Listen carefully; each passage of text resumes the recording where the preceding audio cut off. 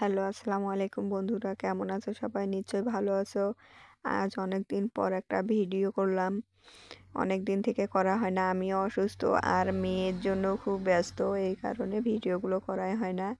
আমি একটু রংপুরে আসছিলাম আমার বড় ভাইয়ের বাসাতে। আর আপনারা সবাই জানেন আমার বড় ভাই নাই, কিন্তু এটা আমার জ্যাঠাতো ভাই। ওরা রংপুর শহরেই থাকে। ওদের বাসায় আসছি একটু, কিছু কাজ আছে আমার রংপুরে, এগুলো করার জন্য। এই জন্যই আর কি ভাইয়ের বাড়ির সাথে আসা, কারণ এখানে আমার 2 দিন সময় লাগবে কাজগুলো করতে। এই জন্যই আমি এখানে আসছি মূলত। আর আপনারা এই রুমে যতগুলো ফুলদানি দেখতে পাচ্তেছেন, এই ফুলদানিগুলো আসলে সব কাগজের আর কি, যেটাকে বলা হয় কাগজের কেলে দিয়ে এই ফুলদানিগুলো তৈরি করা হয়েছে। এখানে আমি মাঝে মধ্যেই ভাবি যখন গ্রামের বাড়িতে যায়, তখন আমি ওইগুলো ভাবিকে আর কি ভাবির সঙ্গে এগুলো বানাই।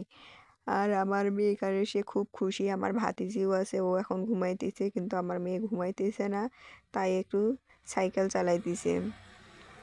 ওর খুব এগুলান খেলনা জিনিসের প্রতি।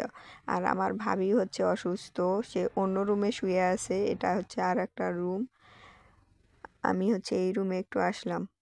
আমার ভাবি অসুস্থ, অন্য রুমে শুয়ে আছে উনি। আমার জ্যাঠাতো ভাই সরকারি চাকরি, এলজিডি ইঞ্জিনিয়ার। সে ইঞ্জিনিয়ার দিয়ে চাকরি করে। ভাই থাকে উলিপুর, কুড়িগ্রাম উলিপুরে। আর ভাবিরা ভাস্তির পড়াশোনার কারণে এরা রংপুরে থাকে। ভাই আসে সপ্তাহে 2 দিন 3 দিন, বা কাজ কম হলে প্রতিদিনেই প্রায় আসে রংপুরে। ভাই আজকে বাসায় আছে, আজ শুক্রবার, ভাই বাসায় আছে। ভাবি অসুস্থ, তাই আমি রান্না করার জন্য ফ্রিজ থেকে আমার ভাতিজা আবার মাংস বেশি পছন্দ করে, ওর জন্য ভাবি আগেই মাংস রান্না করে রাখছে।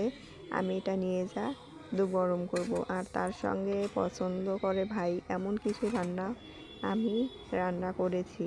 আপনারা দেখতেই থাকুন কি কি আজ ভাইয়ের বাসাতে আমি রান্না করলাম। আমি ফ্রিজ থেকে আরও কিছু বের করে নিলাম। এখানে ধনেপাতা কাটে রাখছিলাম, ভাবি রাখছিল, সেখান থেকে আমি ধনেপাতা বের করে নিলাম, ওটা আপনাকে দেখাইতে ভুলে গেছি। এখানে এই যে আমি রান্নাঘরে আসলাম। এখানে আমি বাড়ি থেকে দেশি লাউ আনছি, গাছের লাউ, সেগুলো আজ রান্না করছি। আমার ভাইয়ের লাউ আর লাউয়ের সঙ্গে আলু ভর্তা এতই পছন্দ করে, আমি আজ সেগুলোই রান্না করলাম। এখানে লাউ রান্না করছি, এখন ধনেপাতা দেব, হওয়ার কাছাকাছি প্রায় লাউটা, তাই ধনেপাতা দেব। ধনেপাতা দিয়ে আমি লাউ রান্না করতেছি। আর তার সঙ্গে এখানে আরও কিছু রান্না করা হয়েছে, যে তার সঙ্গে আমি আলু ভর্তাও বানাইছি। প্রচুর ভালো লাগে লাউয়ের সঙ্গে আলু ভর্তা। আর এই দেখেন আমার ভাবি সারা বছর এইভাবে ধনেপাতা ফ্রিজিয়ান করে রাখে। ধনেপাতা ভালো করে ধুয়ে গোটাল গোটাল রাখে, রান্নার সময় শুধু বের করে তরকারিতে দেয়। এভাবে ভাবি সারা বছর ধনেপাতা ফ্রিজিয়ান করে।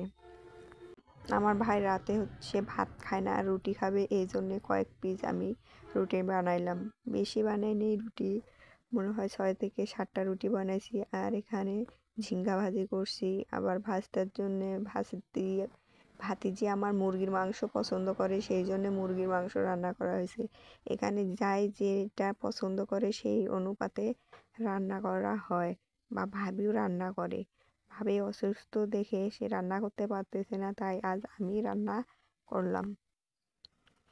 ভাই সবজি আনছে বাজার থেকে, ভাবি বলছে যে এগুলো বাইরে রাখো, আমি পরে ফ্রিজে রাখবো, এই জন্য রাখা হয়েছে। আর এই যে আমার ভাতিজি ঘুম থেকে উঠছে, আমার মেয়ের সঙ্গে আমার ভাতিজি খেলা করতেছে। আর এখন ওরা কার্টুন দেখতেছে। সন্ধ্যার পরে কোনো কাজ নাই, কিছু নাই, তাই বসে বসে ওরা কার্টুন দেখতেছে।